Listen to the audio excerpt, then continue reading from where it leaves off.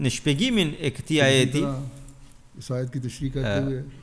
Hazrat Mesih ibn al-Islam thot gjithashtu se për ne në Kur'anin e Shenjtë ekziston urdhri wala tujadilu ahlal kitabi illa billati hiya ahsan, do të thënë është ajeti i surës Al-Ankabut thot debato me hithtarët e librit vetëm me argumentin më të mirë.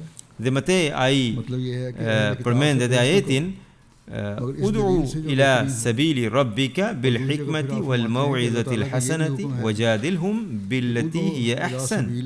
Kuptimi është se edhe me të krishterët duhet të debatosh me argumentin më të mirë, në mënyrë të dobishme, me urtësi dhe me këshill të sinqertë në mënyrë që të sjellësh dobi.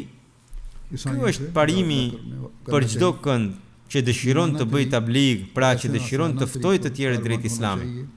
Pavarësisht nëse ka përballë hebrejn, të krishterë, hindu, apo edhe ata muslimanë që sot nuk e pranojnë Hazrat Mesihun e premtuar selam.